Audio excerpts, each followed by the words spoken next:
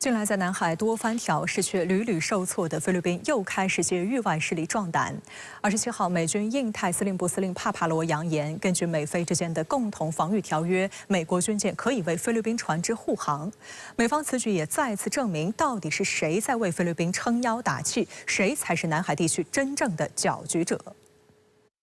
8月27号，菲律宾总统马克思在马尼拉会见到访的美军印太司令部司令帕帕罗，双方进行了礼节性的交谈。帕帕罗此访的一项重要议程就是前往强化防务合作协议的地点进行考察。2014年，美菲达成强化防务合作协议，该协议允许美军进入和使用美菲双方同意的军事地点，并在这些地点建设必要设施，预置武器装备和物资，轮换部署人员。去年，美菲续签该协议，并新增4个新的军事基地，使得美军能够轮换驻扎的菲律宾境内基地达到9个，而其中6个直接面向台海或南海。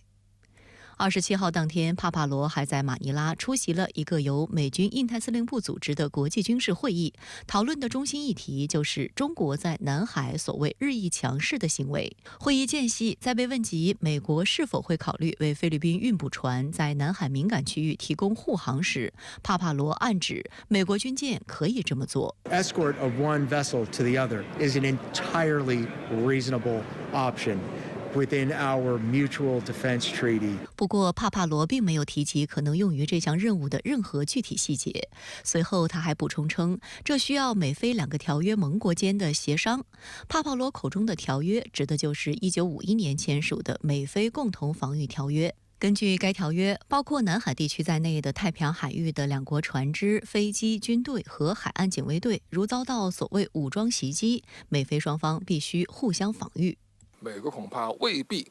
那么真的敢直接以护航的名义护送菲律宾的一个运送补给船叫运补船它可能会以一种比如说海军联合演习联合巡航然后顺便就是航线规划到那附近然后在这个时候由菲律宾的运补船脱离那个编队进行那个补给这种方式中国方面是不会认可，而且也不会因为你采取这种方式这种言论就对我们这个保卫国家主权的行动有所迟疑。对此，中国外交部已多次回应指出，美国不是南海问题的当事方，无权介入中菲2国之间的涉海问题，更不得以美菲共同防御条约为借口侵害中国在南海的主权和权益。当前究竟是谁不断地在南海侵权挑衅？是谁在引入意外的势力，破坏地区和平稳定的大局？地区国家对此都看得清清楚楚。破坏和平的帽子绝对扣不到中国头上。自菲律宾现任总统马克思上台执政以来，南海紧张局势不断加剧。今年6月，菲方再次非法闯入仁爱礁邻近海域，并且蓄意制造碰撞事件。对此，中国海警首次对菲运补船只进行登临检查，处置合理合法、专业规范。8月以来，菲方挑衅动作越发频繁。8月19号，菲方执意派出4410号、4411号海警船，非法闯入中国南沙群岛仙宾礁邻近海域，故意冲撞中方正常维权执法的海警船，后又非法冲闯仁爱礁附近海域，性质十分恶劣。紧接着，8月25号和26号，未经中国政府允许，菲方先后派出3002号船以及4409号、4411号海警船，再连番非法冲闯仙宾礁附近海域，持续危险接近正常航行的中方海警船，并煽宣炒作。中国海警对非肇事船只依法依规采取管控措施。有分析指出，帕帕罗选择此时发表护航言论，明显是在菲律宾在南海发起多轮挑衅，但在中方强力反制下均以失败告终后的撑腰行为。在这种情况下，被顶在最前线的菲律宾感到力不从心，因此急需美国从幕后走到台前，缓解菲方压力。关键是他不断的违反和中方达成的一些协议他基本上就是说刚刚达成一个谅解，没过多少天就反悔就不再承认在双方的一个谅解里面的一些内容所以我们感觉就是说小马克思政府他的一个决策完全不是出于菲律宾本国的一个政策利益的一个理性那么完全是跟随美国的指挥棒那么当然我们讲美国的目的是不会达到，但是美国作为一个南海问题的一个搅局者，那么这个角色我想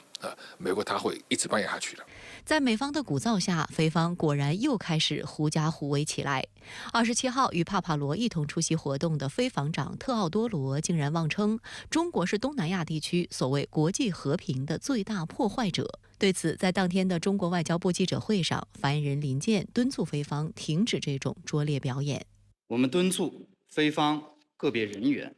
正视问题的根源，不要在滋事挑衅、破坏地区和平的道路上越走越远，不要再上演颠倒黑白、倒打一耙的拙劣戏码。值得注意的是，特奥多罗27号还狂妄喊话东盟采取更多行动，并怂恿国际社会积极到南海地区维护自身领土主权和海洋权益的行动。事实上，近年来在美方大力推进印太战略过程中，日本等域外国家也更深入地介入到南海议题，导致地区局势越发复杂。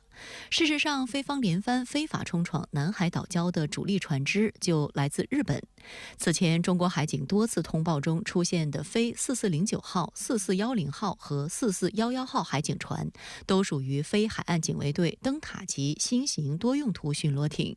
该型巡逻艇全长45米，排水量约320吨，最大航速25节，主要武器为12.7毫米机枪和水炮，可以承担海上执法、环境保护和人道主义救援，以及海上安全和巡逻等多重任务。据悉，灯塔级新型巡逻艇一共10艘，全部是日本提供贷款，并为菲律宾建造，陆续在2016年到2018年服役。其中4409号、4410号和4411号正是该级艇的最后3艘。相比非海岸警卫队此前装备的老式船只，灯塔级不但航行速度快、抗风浪能力强，而且配备了更坚固的装甲和先进的通信设备，相对更适合参与低烈度的海上对抗，因此频繁出现在今年的南海争端中。除此之外，非法滞留在我仙宾礁的非海岸警卫队旗舰特雷莎马格巴努阿号巡逻舰，同样也是以日本海上保安厅国头级海上巡视舰为基础设计的，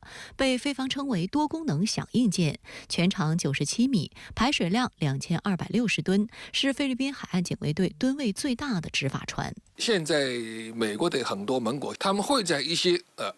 大的那个所谓战队的问题上会站队美国。像日本这样的国家，它可能会在南海地区那么帮助美国进行更多的一些联合行动但是我还是认为在一些实质性问题上，比如说菲律宾的一个和中国的一个海上对峙，菲律宾在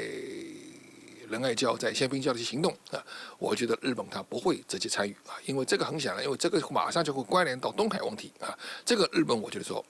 他心里没有底。他也冒不起这个险。美军印太司令帕帕罗拜会菲律宾总统马克思时说，美国舰船可以护送菲律宾船只完成补给任务。那您分析美国在捣什么鬼呢？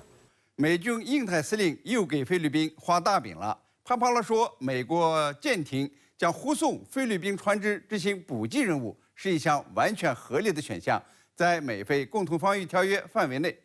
但是呢，他接着说，菲律宾呢更愿意自己执行补给任务。这就是典型的画大饼，一方面说美军可以护送，另一方面呢又说菲律宾自己能够完成补给，那么就是不需要美军协助了，等于呢打了一张白条。不过呢，我们要注意到，过去美国也是一直在嚷嚷要启动美菲共同防御条约，因为呢，究竟发生什么事才能够触动防御条约，一直呢是模糊的，也没有真正的动用过。这次就不一样了，美军呢印太司令说，协助菲律宾执行补给任务算在条约范围内。美国挑衅南海冲突，一呢是菲律宾在仁爱礁座谈军舰补给上闹了半年的事儿，还是败下阵来，回到以往中菲君子协定上达成了临时协议。美国呢不甘心，要求菲律宾继续挑事，从而呢继续扰乱南海和平，说不定呢见缝插针，找到与越南等合作的机会。美国印太战略的下一步呢，就是要涉足东南亚，在南海问题上找到缝隙，来分化中国与东盟的关系。二是美国民主党现在呢有在总统大选中获胜的可能，再次挑起南海事端，是对哈里斯的助选策略，从而呢来证明美国不应该回到特朗普的孤立主义，应该呢坚持民主党的干预主义。哈里斯呢继承了拜登的对外政策。三呢是为沙利文访华做一个策应。增加一个筹码，企图呢要中国在美国关心的乌克兰危机、台湾问题上做出妥协。不过呢，美国的图谋是不会得逞的。中方在沙利文出访以前就发风说，在南海问题上，域外国家不要做挑动对抗、加强紧张的事情，已经呢提前给怼回去了。所以啊，美军印太司令的说法呢，已经提前被消毒了。菲律宾现在正对鲜宾礁挑衅，那美国又是怎样表态的？您觉得他们会干涉吗？这次美军印太司令说的帮菲律宾补给，也是针对鲜宾礁冲突而言的，不仅仅呢指仁爱礁作战军舰。中菲为什么会发生鲜宾礁冲突呢？菲律宾船只呢一直在中国所说的鲜宾礁海域活动，赖着不走，想通过移动的船只来霸占中国的海域。于是呢，中国海警封锁了这片海域。菲律宾想给那些的船只补给，1周之内3次强闯，都遭遇了前所未有的失败。于是呢，就用撞船的方式来泄愤，结果呢是自讨没趣。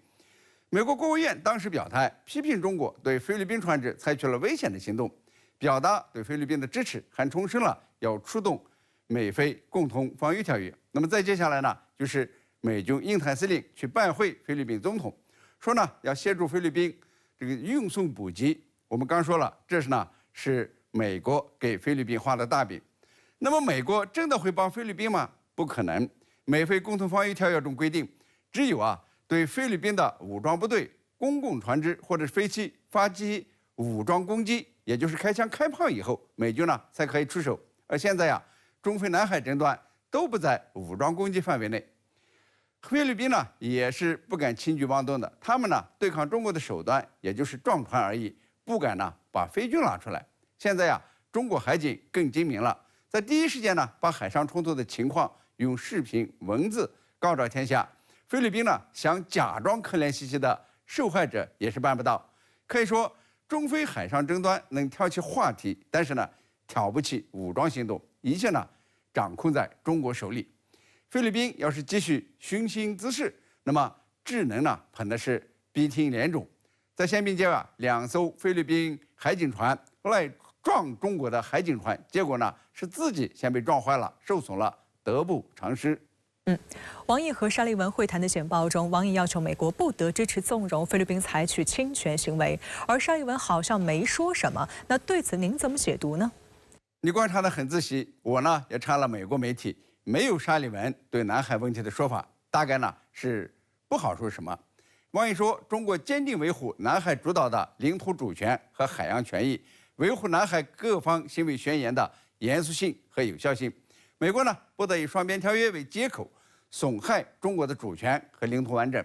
不得支持纵容菲律宾采取侵权行为。但是看不到沙利文的回应。美国媒体说，双方深入讨论了一系列的广泛的问题，包括防范在台湾海峡的冲突、遏制芬太尼、美国对中国产品和出口管制等等，旨在美国大选前缓解两个超级大国之间的紧张关系。也有分析人士认为，这次美国呢比较低调，沙利文访华最重要的是在拜登政府剩余的几个月内，避免中美发生任何危机，而不是寻求新的突破或者是进展。我估计沙利文在南海问题上没什么话可说，美国呢没有理由干涉中菲南海争端，也没法狡辩什么。美国除了打嘴仗，实际上呢也帮不到菲律宾什么，所以呢就干脆不说。